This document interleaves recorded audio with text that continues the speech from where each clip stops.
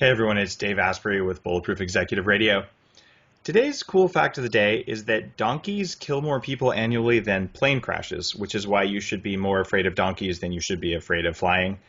And because that was a short cool fact, and we always have cool facts of the day, the other one is that you burn more calories sleeping than you do watching TV, even more so if you make the room colder when you go to sleep.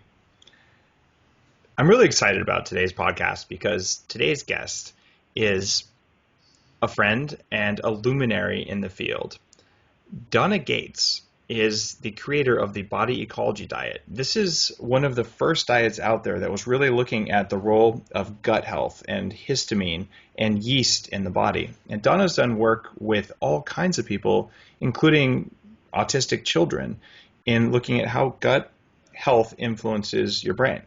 Now, you may be listening to this and saying, I'm not an autistic child. What's in this podcast for me? Number one, you may be an autistic child and just not know it. But more likely than that, you are an adult who has brain function, either problems or abilities. Either way, whether your brain works perfectly as you see it all the time, or whether you know you're tired and foggy some of the time, your gut health still impacts your ability to think. And that's why I've invited Donna on the show today, because she's spent many years in the field. Her work stands as the foundation for things like the specific carbohydrate diet and the GAPS diet and things like that. So Donna, welcome to the show. Thanks for taking time today to be with us. Well, thanks for having me on. I've actually been looking forward to this all weekend long. So I hope you ask me the right questions. I hope you ask questions I can answer. Well, given the times we've sat down, we usually tend to geek out and talk about all sorts of unusual gut things. So I'm going to do my best to not ask you all the weird questions about specific species of gut microbes, unless they're relevant to everyone out here. But I know that in all the questions I've asked you so far, you've more than kept up, which makes sense given as much as you've studied this. First off, what's your background? How did you get to be the person who created the Body Ecology Diet? Well, I think a whole lot of people start off like you did, not well, and they go looking for answers, and I did. But really looking back now, I think, there's a destiny sometimes to your life, because I remember being a little southern girl with, fried chicken and lots of vegetables. We had a lot of vegetables, but they always had fat back in them, and so really a bad diet. But I did notice that I was really into food, and I kept noticing if people, like my grandfather poured pepper all over everything, and his plate was black. And so I would watch people and see what was going on with them, based on what they were eating. So I think at an early age, I was already beginning to somehow came in already, probably knowing that food was medicine. So I was very fascinated, went to college to study that. It was not, I went to work in a VA hospital after, just before I graduated with I was going to be a registered dietitian. And it was a terrible experience.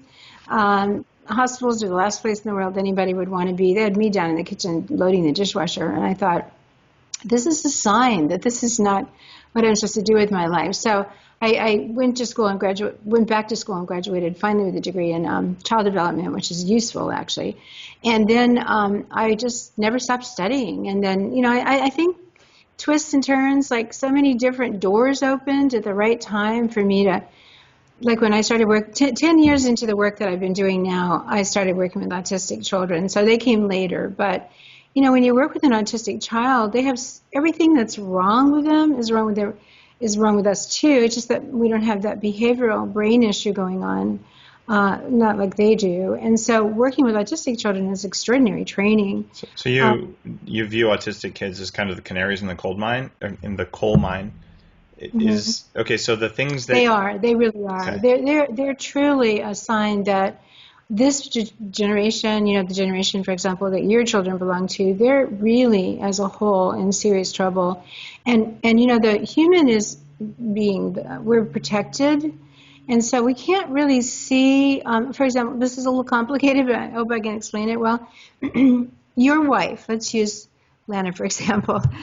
When your two little kids, when Lana was inside her mom, and her ovaries formed right away, immediately. Yeah. But in the 5th month, the eggs, the woman's ovaries, the ovaries fill up with eggs in the 5th month. So, in other words, Lana's mother's health determine the quality of those eggs. And Yeah. so, and you met Lana, you had two beautiful kids. They really are coasting on 2 generations back. Does that make sense? It's the whole And then, epigenetics argument, right? well, it's just the fact that your children are showing you your grandmother's health, their grandmother's health, right? Mm-hmm. So it takes a couple of generations before we see that the kids are in trouble. So what we're going to see when, like your children, when they grow up, most in their generation as a whole, because your kids are unique, they are going to have trouble with fertility. They won't be able to reproduce. It's going to be a real serious problem. A lot of birth defects and sad things. We're looking at disaster, and everybody's kind of either not looking at it or they're burying their head in the sand, hoping that it doesn't happen. But it's going to happen if we don't do something. And I think that's why I'm really fascinated, because there have been, like me, I've been doing this work for over 20 years. There's a lot of us that have been doing work for a long time, sometimes on our own little planet doing our thing.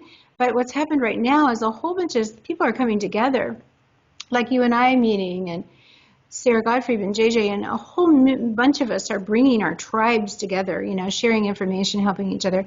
So that tells me that we're really at the tipping point, and it's very exciting. There's never been a time where so many people are bringing information, even though there's a little bit of difference in what some of us are teaching. Mostly there's the truth in what we're teaching. A lot of us say the same thing in different ways.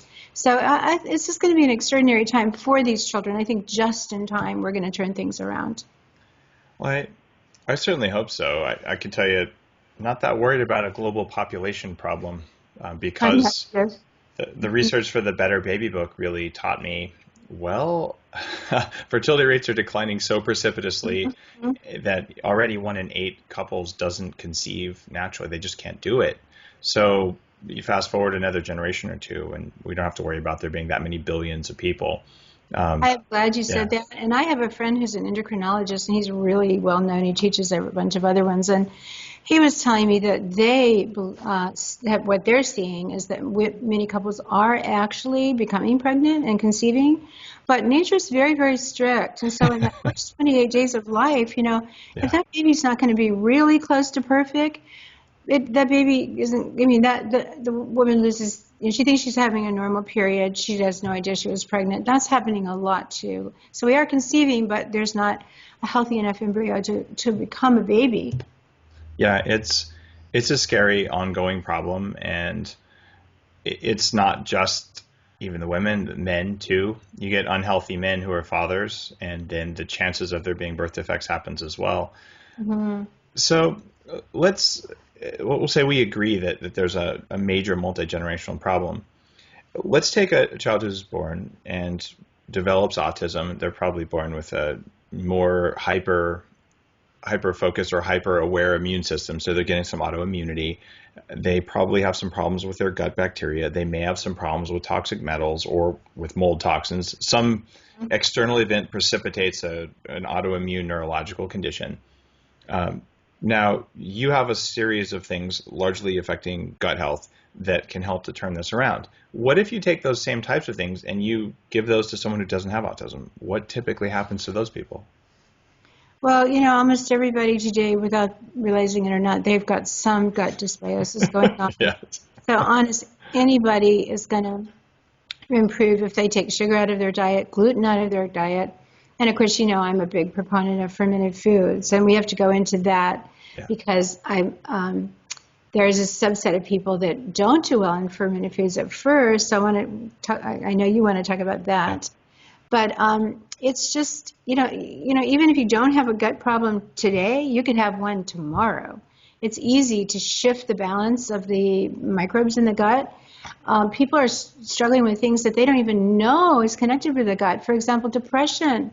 You may feel flat and just life is just depressing simply because you have the wrong microbes in your gut. Or obesity. You will find many people saying, well, I don't eat anything. I really don't. And I know they're telling the truth, so that's not an issue. They really aren't eating anything, and they're not even eating bad foods, but they've got the wrong bacteria in their gut. And so they're every little bit they're eating, no matter what they're eating, is making them fat. I think So, I was in that camp when I weighed 300 pounds. I really did eat less than my thin friends, and it was not about willpower or laziness or any of that. It was mhm. just about, sorry, calories in does not equals calories out, partly because of the gut biome, partly because of hormones. But you were in a really stressful job, and stress kills the good bacteria, and that lets the bad ones grow. And so for many of us, we live in a really stressful world, partly because we choose to. Hmm. It's not that some of us don't have that much. Maybe don't have financial problems, or we don't have health. We have wonderful children, all the things that some people have a problem with. And some of us don't have those problems, and yet we do too much. We watch TV and we watch these exciting shows at night that make our cortisol go up. We don't sleep enough. Or we just choose to do too much. I mean, I choose to do, I'm in that category. I deliberately choose to fill up my plate with too many things. So I create my own stress. Yet you have a reasonably healthy gut biome, right? Well, I take care of that because I honestly do have the knowledge and the science. So years ago when I started doing body ecology, and I came up with that term. So this is why, again, I think there's always a little bit of divine intervention sometimes in what happens in your life. I even came up with this term, body ecology, before I put the whole thing together and began talking about the gut ecology. But we have an ecology on us and in us. And so I started, I first got into the whole thing because I was trying to get well, and then along the way met Dr. Crook, and he'd written the Yeast Connection, and I thought, aha, I have years of antibiotics, birth control pills, stress, those things. I have a yeast infection like millions of women do. So I thought, I'm going to figure out how to get over a yeast infection, because his book wasn't quite strict enough. And so I'd had a lot of training at that point in natural medicine, natural healing, Chinese medicine, all that. So I thought, I'm going to find the answer. And I started from scratch, looking at the condition. Not that much was known about it then. Looking at foods and matching that up. But then down the road, I was constantly learning more and more, and I began to understand about the immune system. You have to have a really strong immune system to overcome candidiasis.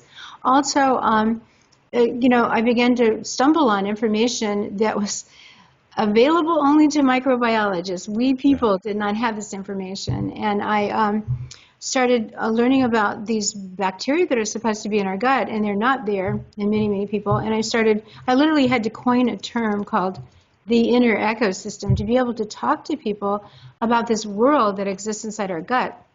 The inner ecosystem was a term I coined, but then I started actually finding science to show what these microbes do in the gut, and that's how it all started, really. So if we take someone who, say, doesn't know they have a gut problem and they do something to improve the health of their gut, what are the typical things that they experience? Well, they're going to feel happier, and everything. I mean, literally, there's nothing that the gut doesn't affect. It's your brain, of course, you become more focused. You'll have more energy. You will, every single cell in the body, the mitochondria, they're all benefiting from a healthy gut. There's not a single cell that isn't harmed by a gut that's got problems, or a single cell that isn't helped when you fix the gut. Okay, so there's two big things. People who are already performing well, when they do things to improve their gut, can get increased energy and increased focus. Right? Now, if you're listening to this is why I wanted to have Donna on the show, because this isn't something that is just about autistic kids or sick people or people with IBS. The bottom line is that if you're eating a normal or somewhat considered normal American diet, you're eating all sorts of foods, a lot of them processed, and you're eating foods that have things that kill bacteria in your gut, and you're probably putting yourself through quite a lot of stress. So if you want to be a resilient beast, which is certainly a part of being bulletproof, is just building high performance resilience. So yeah, you might go through stress, but your gut biome doesn't get destroyed and you don't get destroyed. Okay, that's super valuable, and this matters if you're a professional athlete, whether you're some big time business person, whatever. So Donna, now people are interested. What are the 2 or 3 things they should do right now that's going to help their gut? Well, I think fermented foods, of course, are a must. And food combining, I think, is a great thing to do, because if you eat a meal, let's say a typical sandwich with a piece of meat in the middle of 2 pieces of bread, That's very hard to digest. Let's say you eat a piece of chicken with rice and gravy or a steak with a baked potato. That's a really complex meal. Typical American breakfast on the weekends is orange juice, maybe pancakes, French toast or something, maybe some eggs and bacon. That's really hard for the body to digest. So I'm a big believer in food combining. And I think using digestive enzymes is very smart. Those would be my 3 top things I'd say to do. But I wanted to point out, Dave, that I know you have a big following of people that exercise a lot. Overtraining and exercising, that's a stress in the body. It is. And that will kill the bacteria. So even though I think everybody is under a certain level of stress, and so I think people need to be mindful all the time of protecting their gut. Using digestive enzymes, eating fermented foods so that you're putting this new supply of bacteria in the gut all the time on a regular, everyday basis. So one interesting point for people listening to this, a lot of digestive enzymes are made from aspergillus, the fungus. A lot of people don't do as well on those. So my experience with digestive enzymes is that, heck yeah, Donna, I agree with that recommendation 100%, but look for digestive enzymes that don't come from basically a form of mold. Well, those are your plant-based ones, but hydrochloric acid, pepsin, and pancreatin are not from that source. So those are animal eater. Yeah, those are the ones that I take. Yeah, those are good. And so the ones that are plant-based, those are the ones that come from the ones that come from aspergillus, you're saying? Yeah. Exactly. In other words, digestive enzymes don't usually come from plants, they come from animals. So things that come from an animal, like from their digestive tract, are usually pretty good. Things like ox bile, things like pancreatin that comes from an animal source. And they tend to be low as we get, as we stress out, as we get age. Those are the ones that we start to stop making. And so replacing those makes sense. I've been taking those with just about every meal for 15 years, and I think it's just important because even if you have a somewhat healthy gut, supporting that is just a good idea. Okay. Yeah, I totally agree with that. Me too. I'm pretty religious about taking digestive enzymes. Now, let's talk about food combining. And to be really open about it, I experimented with food combining a long time ago. I was really strict. I kept logs. This is like more than 10 years ago when I was doing some of the nutritional stuff that I was figuring out. So I kept logs, don't eat watermelon with this, never eat lemon and cantaloupe together, and all these other weird rules that honestly didn't always make that much sense, and I never detected a single difference in my health from it. So why food combining? Why is it in your top 3? Well, because to me, lemon and watermelon are fine together. I'm kidding. I don't remember what it was, but watermelon had a special status, and it was just like, really, some of this is a bit excessive, but. Well, so really simply, fruit digests very, very quickly. So if you're going to eat a piece of fruit, it's going to be in and out of the stomach in about 30 minutes. So if you eat a piece of toast, let's say, with the fruit, bowl of cereal with milk, it's all trapped in there, and it's going to cause gas and bloating. And so you're fermenting that food basically in a bad kind of way. And then as far as meat goes, like if you have a piece of turkey, let's say, put it on a sandwich, 2 pieces of bread, you're same thing, like that's very complex, that's just difficult. You're asking a lot of the digestive tract to do that. Now, if you've got a real strong digestive tract, then forget about food combining. But if you are sensitive, then it makes a big difference. And so what I would put with a piece of chicken or lamb or fish or something is just vegetables, non-starchy vegetables, and there's tons of those, asparagus, green beans, broccoli, and tons of them. And then if I were having something like resistant starch, I know that's a big term in your community, and rice or quinoa millet, I would put that with vegetables too. And what about fat? Would you mix fat with that? Yeah, fat can go with anything. Cool. Good fats can go with anything. Yeah, butter goes with everything, even watermelon, right? Probably so. I haven't done that. Sounds disgusting. Wait, you reminded me of something. I got to say this. Actually, that would be good to have with watermelon because watermelon is very sweet. And when you put fat into a meal where there's sugar, it slows down the assimilation of the fat. So yes, that would be a good combination. Okay. If someone makes a watermelon butter smoothie and drinks it, I will be shocked and amazed and only slightly disgusted, but I imagine we'll see that on YouTube, Donna, because we just had this conversation. Well, I would rather them not put the watermelon in there, but they could use some other fruit. And then what I'd like to see them do is use medium chain brain octane oil instead.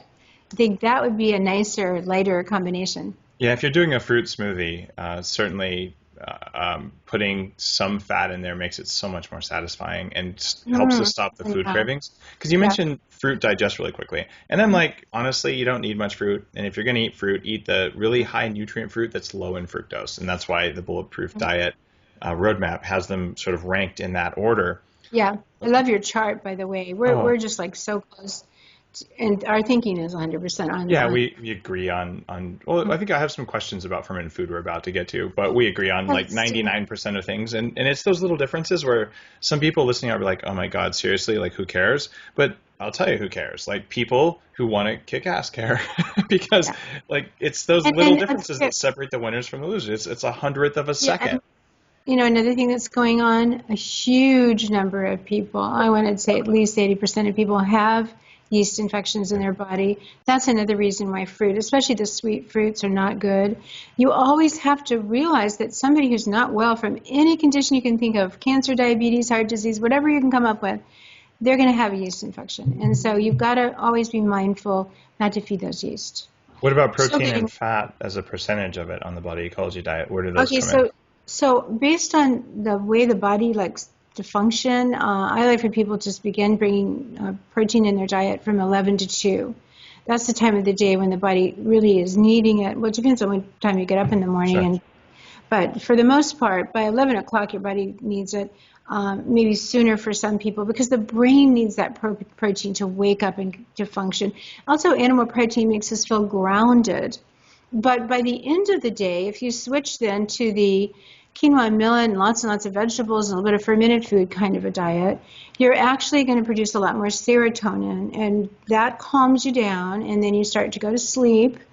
And because serotonin turns into melatonin, I think we need that calming quality. I know that's true for blood type A.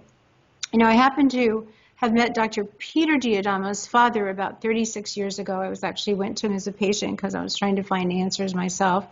And when I learned about blood type in his diet, I was really intrigued. Now, his diet, originally the father had a different diet than Peter has. Peter changed his father's diet, actually. I think actually the father's diet's more accurate. But from that point on, 36 years ago, I started asking everybody, what's your blood type? What's your blood type? When I started working with autistic children, I asked their mothers, what's your blood type? What's your son's blood type? Almost all of them are blood type A. 8 out of 10 of those kids are blood type A. And I put that out into the autism community. It's much more well known now. So to me, that says something, statistically says something. So I find especially blood type A needs that more of those kind of foods in their diet, the quinoa, the millet. I mean, they need them on a consistent basis. They don't need a lot, but they need it because it's got a calming quality for their body. What would happen if they instead just used a straight resistant starch, like a plantain flour or the high maize resistant starch or even potato starch, as a way of avoiding the more we'll call it the more aggressive fibers that are in seeds and still getting all the stuff that ferments? It's almost like resistant starch it's not technically a fiber, but it oftentimes occurs with fiber. So I've had negative results with most, including like millet and buckwheat and those other Well, things. So I'm trying to understand. I mean, yeah. you Well, have a I lot of think experience. potatoes are fine. That for that reason, we have the red skin potatoes on the diet because they're providing that resistant starch. We've got to watch out for sugar though, because candidiasis Yeah. is such a problem, and so red skin potatoes are the lowest in starch and sugar. So I think those are great too. What about lectins? I mean, aren't those a substantial issue for 20% of people at least? Well, you see, now what we're really talking about are people who have gut problems because we shouldn't be reacting to simple components of food like that. And when I find people reacting to histamine or lectins and so on, it's because they lack this inner ecosystem and they don't have the bacteria going in their body on a regular basis, hardy, robust bacteria, diversity of bacteria that's so critical. That's what allows us to eat a lot of foods that we're reacting to. So I've read studies that say 20% of all cases of rheumatoid arthritis come from the nightshade family. Mm. Potatoes, tomatoes, eggplants, bell peppers. And I've Mhm. had so many clients and other people on the blog like, wow, I thought you were nuts. I enjoy my red pepper flakes, whatever it is. But I finally, for a week, tried doing no nightshades, and what do you know? Like all of my problems resolved, and I feel like my little brain fog went away, and like, wow, I didn't know I could feel this good. So others are like, I've tested it either way. I do perfectly fine with it. So eggplant and tomatoes are two of those nightshades, and they have histamine in them. As you know, food has histamine in it. Sure. And our body, as you know, creates histamine. I usually tell people stay off those nightshades for the most part, except for, the red skin potatoes, and that's just if they tolerate them. Like one of our 7 principles in Body Ecology is the principle of uniqueness. So if there's something that we're saying, is safe for eating because it doesn't feed yeast, it doesn't mean it should be in your body because your body is unique and it might be bothering you. It's kind of funny because on the Bulletproof Diet as a roadmap, like here's the cleanest, least inflammatory, least offensive things possible. Get them all right, and then like start adding in red potatoes or whatever else, and see what you react to. And I find that a huge number of people react to things that they didn't know they were reacting to, which is kind of what you would do on a food elimination diet, which I did a long time ago. In like the mid to late 90s, I was working on that. The problem is it takes months and months to eliminate a class of foods and then add them back in one at a time. It's kind of easier to just like eliminate everything and add them back in one at a time.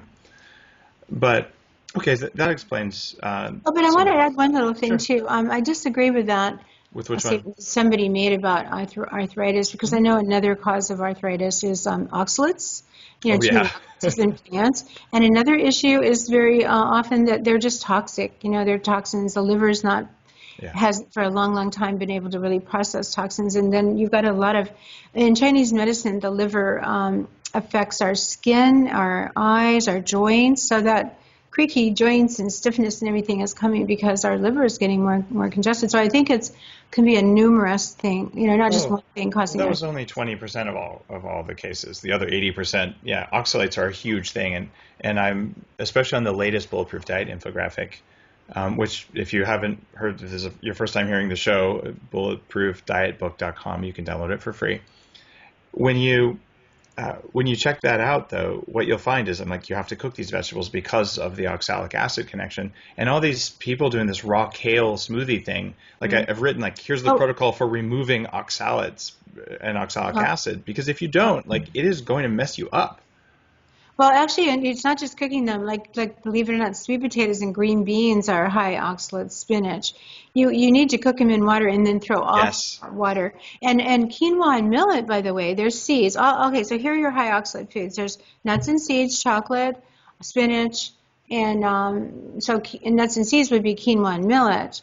And then there's a whole bunch of other vegetables like sweet potatoes and green beans, as I mentioned. But what I'm telling people to do these days, now that I understand about oxalates, thanks to my work with autism, is I actually take a big pot of water, get that boiling like you were going to boil pasta, put in some salt, drop in your soaked quinoa or millet, boil them for about 11 minutes for the quinoa, about 13, 15 minutes for the millet, then drain all that water off.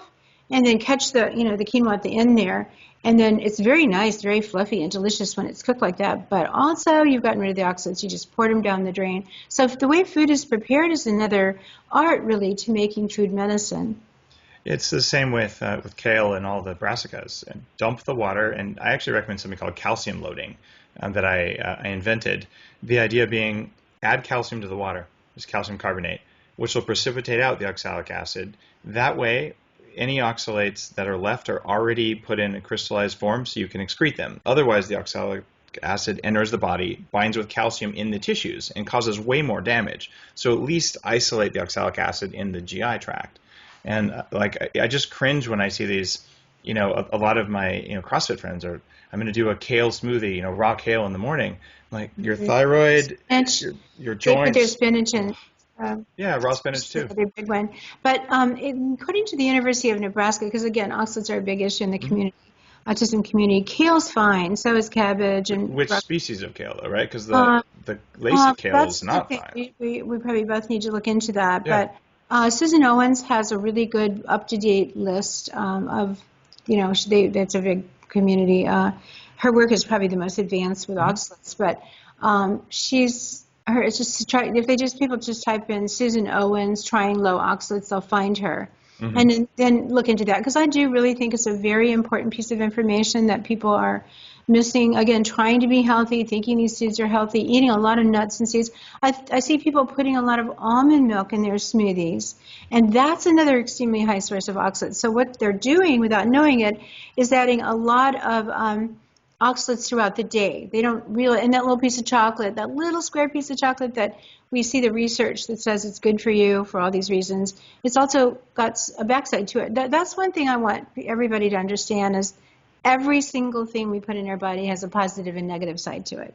It might be good for you, it may be harming you. And you'll keep seeing research on, this food, here's its benefits, and then milk is a good example. For some people, it's a poison. For some people, they do great with it, particularly if they ferment it. But we're also unique, so we need to find out the foods that are best for us. And that's where this whole new world that's opening up on nutritional genetics, it's called nutritional genomics, is very, very exciting because we're going to be able to, well, actually even now, we can get our genes tested. How important in your methodology is the source of the saturated fat versus just saying all saturated fats are the same? Because clearly MCTs are doing something different than butter. Butyric acid is doing. Yeah. So No, butyric acid is very, very good for the gut. Right. And bacteria need it too. Medium chain triglyceride, excellent for the bacteria in the gut. The bacteria need it. And it's healing to the gut. Both of those are healing to the gut and protective to the gut lining. So that's a whole different category. And then you have to factor the genes. So your genes, you genetically maybe need more fat in your diet, and somebody else will have to limit the amount of saturated fat. And quality is everything. What happens if someone who has genes for less fat that you're talking about, what happens if they don't lower their saturated fat? Well, it's destroying the bacteria in their gut, and then there's the bad guys. The good guys go, and the bad ones take over, like Wadsworthia. And Wadsworthia causes inflammation to the gut lining, and then we have this permeable gut lining. Things are going to begin leaking through. It's affecting every cell in the body. It's affecting the brain as well. Protecting the gut lining. The gut lining is one cell layer thick. And where our skin, I think, has like 7 or 9 layers to penetrate it, the gut lining has one cell layer. So we have to protect that little one cell layer. The bacteria nestled into that. And it's very easy to destroy it. And even stress destroys it. But the bacteria are there to protect us. We were talking about oxalates earlier. I wanted to mention that around the age that we start crawling, we get a bacteria in our gut called Oxalobacter formigenes. And if we take an antibiotic, and who hasn't, we lose Mr. Oxalobacter, and he usually never comes back again. And so there's nobody eating the oxalates in the food. So a couple of other bacteria try to take over, like Plantarum is a good one, some of the bifidus bacteria, Bifidus infantis. They try to do his job, but they never do it like he does it. And so, again, so many things that we're talking about come back to these bacteria and what they're doing. So I think the gut, the bacteria, and our genes are a key bit of information we're always going to need to look at. And we can now because the science is going there. The other thing is the bacteria in our gut have their genes. So if we have, say, 28,000 genes of our own, every single cell in our body has the same set of genes in them. So we have all of our cells with all of our genes, say 28,000 or so genes. They don't know exactly the number. But then we have these bacteria, and they've got way, way, way, way more genes than we do. Each one of them, and there are trillions of them. Now we have another thing going on where what we're eating is affecting our genes, our bacteria's genes, our genes and our bacteria's genes.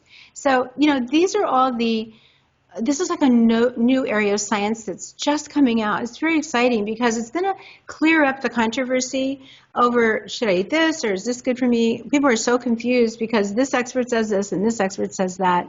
We have our areas hugely where we agree and a little bit of area where we disagree. But it's going to boil down to what's right for your body, and the genes are going to be able to tell us that. And, of course, having the bacteria. We got to look at our genes. We got to look at our bacteria. Definitely agree. More genetics and more bacteria analysis, hugely important. And when I talk with Bulletproof people about, what tests you want to do, you want to look at your inflammation levels, you want to look at what's going on in the gut biome, and you want to look at your 23andMe results so you can see where your detox protocols are. And when you get those things, you're like, yeah, very you important. can learn a lot. Yes, very important. I totally agree. Top 3 recommendations for people who want to perform better. I've asked every guest on the show except except one, that question. So not just for gut health, just your entire life and all of your wisdom, what are the 3 things that people should know? Not about diet, you Or it mean? can be about diet, but whatever the Oh, most can't important be. things you've learned in your path. Sure, give us your most important. I think that the most important thing I've learned is that it takes courage to live in this world. There's a lot of things that keep, obstacles that present themselves in front of us, and you just have to really pull up your courage from somewhere and keep on going. I don't see that people have enough courage. I think we are in a mess right now because people they're not coming from a place of courage. I also think people don't understand the long-term effects. Like for example, I'm really, really concerned about the future of our children, and we're selfishly living. We eat what we want, for example. And the waitress comes to the table and says, "What do you want?" And your mom says, "What do you want to eat?" We shouldn't be eating that way. We should be eating what our bodies needs, and our body will tell us what it needs.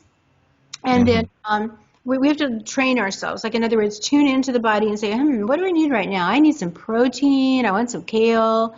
I'm needing a little more salt in my diet right now. Our body does tell us what it needs. So I would say develop that intuition, that relationship with your body, and start giving your body what it needs, not what you want. That's a very selfish thing that we're doing. And then, of course, I guess I'd have to say diet-wise, you got to get the sugar out of your diet. You got to get the good fats in your diet. And I think adding fermented foods and having that healthy gut microbiome is really, really key. And I say that because literally we've helped hundreds of children who are very, very sick totally turn their life around and become well because they started with the fermented food. So I have to stick to that. I am not opposed to fermented foods, Donna. And I appreciate this as a chance to the most important things you've learned, and they may be the opposite of what I've learned. And by the way, like I said, I'm a big fan of fermented foods, especially when they're fermented with the good stuff. So and then also I'm a big fan of yours, David. I don't think a day or even certainly not a week goes by where I'm not constantly recommending the brain octane. I sat down with a little tea in my cup and added the collagen, wonderful collagen. You told me that people sleep better when they have it at bedtime. I tell everybody that because lots of people have sleep problems today. I'd say that's a bit of advice. You've got to if you're having a sleep problem, you got to fix that right away because you won't have energy. Yeah. Well, also your gut biome gets stressed if you don't get enough sleep, right? Oh, true. Yeah. Probably. So it's kind of funny. Even that affects your bacteria. Brain doesn't work right. Yeah. Yeah. No, you've got great products, and I appreciate that. And I'm always the first person to tell other people about other excellent products on the market. So your particularness, whatever you call it, your standards, for yourself and for other people are so high. That's why you bring out these high quality products, and I'm very grateful for that. Well, I appreciate it, and likewise, the way you've hacked bacterial fermentation in order to create resistant strains to probiotic. That's an achievement right there. And just anytime you can help one autistic kid, you've done something good, and you've helped thousands and thousands, and it's very well acknowledged. So, hey, I'm an admirer of your work as well, and I'm excited to be on your summit tomorrow. Great. I got to get busy about making up some questions to ask you. That'll be no problem. Thanks a ton for being on the show today, Donna. And would you just drop your URL one more time so people know where to find you? Just bodyecology.com. All right. One of the original places to learn about the gut biome. Donna, thanks for being on the show. I think the thing to think about is just what you mentioned just now, which is we are a part of that system. And once you start to think of yourself as part of that system, then it all shifts. And that can help guide your decisions. So if you know that food has been grown on healthy soil or according to healthy practices, that food is going to be more healthy for you. It's actually really, really hard to do that. What I just did was I worked on training my interstitials, on training all of the muscles involved in making your lungs pull air in and force air out.